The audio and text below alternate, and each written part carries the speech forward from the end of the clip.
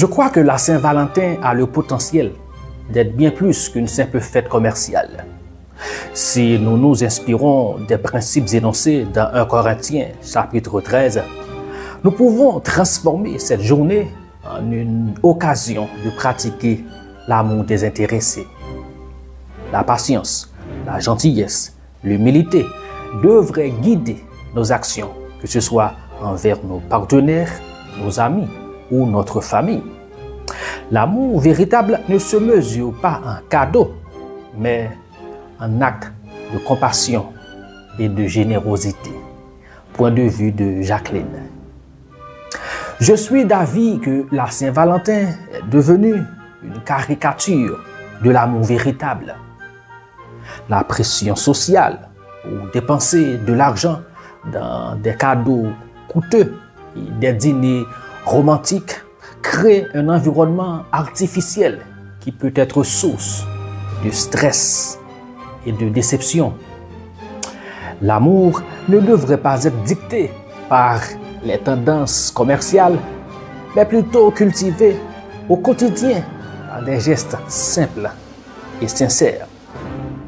Concentrons-nous sur les relations authentiques et les actes de gentillesse tout au long de l'année, plutôt que de nous laisser consumer par cette mascarade commerciale. Point de vue de Jourdain. Bienvenue dans Je crois donc je parle. Salut à vous mon ami, c'est Web pour Je crois donc je parle. Aujourd'hui, nous allons plonger au cœur de la Saint-Valentin, une fête célébrée dans le monde entier pratiquement, mais souvent entourée de débats passionnés. Certains la considèrent comme une célébration de l'amour romantique, comme dans le cas de Jacqueline, tandis que d'autres la critiquent comme étant une fête commerciale, comme dans le cas de Jourdain. Nous allons donc examiner si la vision de l'amour présentée dans 1 Corinthiens chapitre 13 peut éclairer notre compréhension de la Saint-Valentin. On va découvrir des façons concrètes d'appliquer cet amour dans nos vies, même si vous êtes célibataire. L'amour véritable à la Saint-Valentin. 1 Corinthiens 13 dévoilé, c'est le titre de cette vidéo. Considérons d'abord les 8 premiers versets de ce merveilleux chapitre. Quand je parlerai les langues des hommes et des anges, si je n'ai pas la charité, je suis un airain qui résonne ou une cymbale qui retentit. Et quand j'aurai le don de prophétie, la science de tous les mystères et toute la connaissance, quand j'aurai même toute la foi jusqu'à transporter des montagnes, si je n'ai pas la charité, je ne suis rien. Et quand je distribuerai tous mes biens pour la nourriture des pauvres, quand je livrerai même mon corps pour être brûlé, si je n'ai pas la charité, cela ne me sert de rien. La charité est patiente, elle est pleine de bonté. La charité n'est point envieuse. La charité ne se vante point. Elle ne s'enfle point d'orgueil. Elle ne fait rien de malhonnête. Elle ne cherche point son intérêt. Elle ne s'irrite point. Elle ne soupçonne point le mal. Elle ne se réjouit point de l'injustice, mais elle se réjouit de la vérité. Elle excuse tout. Elle croit tout. Elle espère tout. Elle supporte tout. La charité ne périt jamais. Les prophéties prendront fin. Les langues cesseront. La connaissance disparaîtra. Voici les principales vertus ou caractéristiques de l'amour, telles qu'énoncées dans les 8 premiers versets de 1 Corinthiens 13. La patience. L'amour est patient. Qu'est-ce que ça veut dire concrètement? La bonté. Il est plein de bonté. Comment la bonté se manifeste-t-elle en réalité? L'humilité. Il n'est pas envieux. Il ne se vante pas. Le désintéressement. elle ne cherche point son intérêt. La maîtrise de soi, elle ne s'irrite pas facilement. Le pardon, il ne garde pas rancune. La joie dans la vérité, il ne se réjouit pas de l'injustice, mais il se réjouit de la vérité. La protection, il pardonne tout, il croit tout, il espère tout, il supporte tout. Maintenant, analysons la Saint-Valentin à la lumière de 1 Corinthiens. Soyons critiques. C'est dans quelques instants, mon ami. Grandissons ensemble dans la grâce et la connaissance de Jésus-Christ, notre Seigneur. Il est essentiel de reconnaître le côté commercial, la pression sociale et les attentes irréalistes durant la Saint-Valentin. Voyons quelques-uns de ces pièges modernes. D'abord, le piège de la commercialisation. Soyons honnêtes, la Saint-Valentin est une machine à sous pour beaucoup d'entreprises à travers le monde. On nous bombarde de publicités pour des bijoux hors de prix, des escapades romantiques, luxueuses, des chocolats en forme de cœur. L'idée, c'est de nous faire croire que la valeur de notre amour se mesure à la valeur de ce qu'on offre. Conséquence de cette commercialisation, on se sent obligé de suivre le mouvement, n'est-ce pas? De dépenser de l'argent qu'on n'a peut-être pas, juste pour être dans le coup. Qu'en est-il de la pression sociale et du jugement des autres? Il y a une pression énorme pour avoir un rendez-vous à la Saint-Valentin, pour afficher son bonheur sur les réseaux sociaux. Si vous êtes célibataire, vous pouvez vous sentir exclu, voire même jugé. Même en couple, la Saint-Valentin peut être source de stress. On a peur de ne pas être à la hauteur, de ne pas offrir le cadeau parfait, de décevoir son partenaire. C'est une réalité. On compare notre relation à celles qu'on voit en ligne, qui sont souvent idéalisées et loin de la réalité. Maintenant, les attentes irréalistes et la déception. Les films romantiques et les publicités nous vendent une image de l'amour parfait, du couple parfait, sans problème et sans conflit. La Saint-Valentin renforce cette idée. C'est l'illusion du conte de fées, mon ami.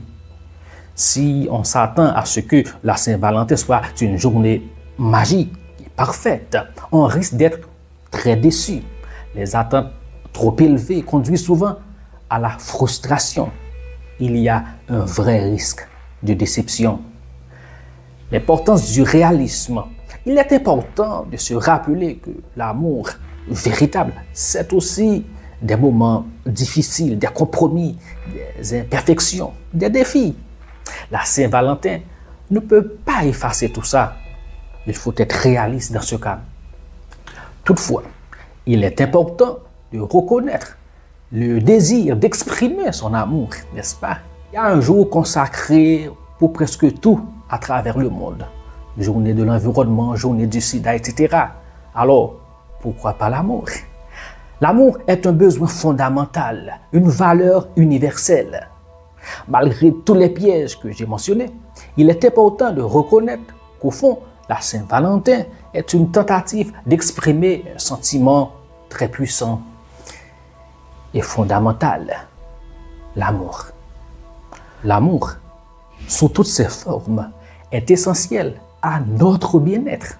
On a besoin de se sentir aimé, valorisé, accepté, connecté aux autres.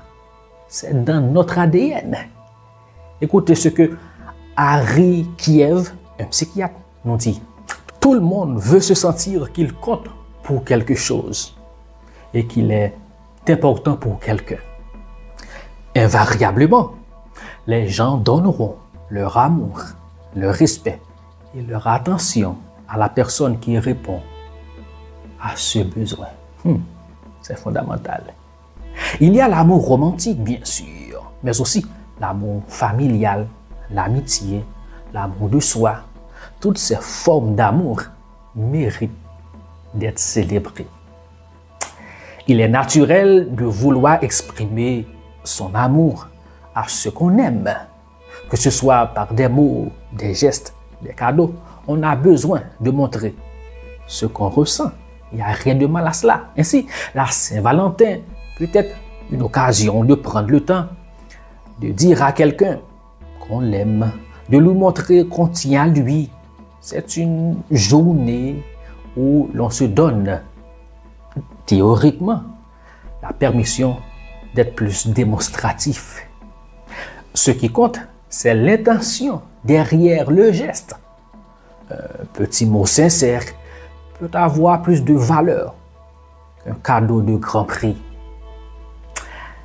Le problème, c'est qu'on a souvent recours à des clichés, à des gestes impersonnels qui ne reflètent pas vraiment nos sentiments.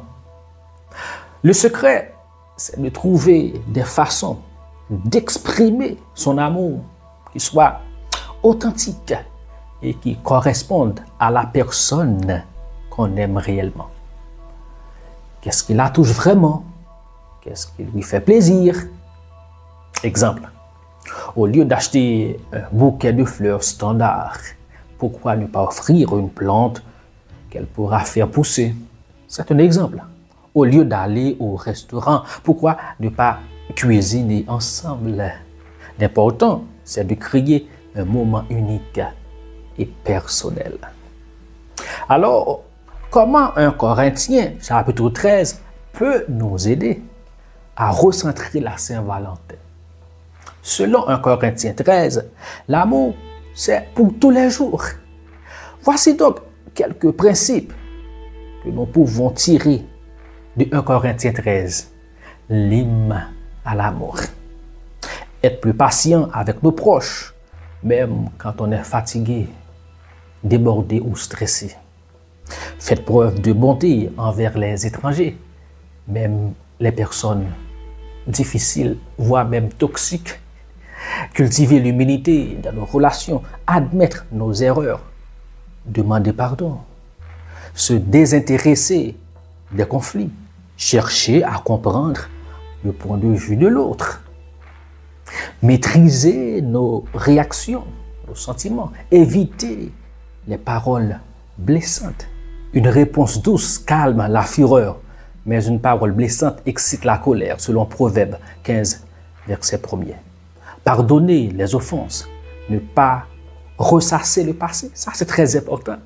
Pratiquer l'écoute active, la présence attentive et empathique. Chercher l'intérêt de l'autre. L'amour véritable, c'est bien plus qu'un sentiment, c'est une action, un choix quotidien. Alors, comment pouvez-vous incarner 1 Corinthiens chapitre 13 dans votre vie personnelle? Quelle est la chose la plus importante que vous retenez de 1 Corinthiens chapitre 13? C'était votre ami web pour Je crois donc je parle. J'espère qu'à partir de cette vidéo, vous allez prendre des mesures concrètes pour vivre votre amour, pour améliorer vos relations avec vos proches, avec les autres. Alors, que vous croyez ou pas, que vous célébriez ou pas la Saint-Valentin, je vous invite à être authentique et à montrer à l'autre, aux autres, qu'il compte à vos yeux. Que Dieu vous bénisse et à la prochaine. Bye bye. Pour avoir accès à toutes nos ressources, veuillez visiter notre site internet le www.jecroisdoncjeparle.org.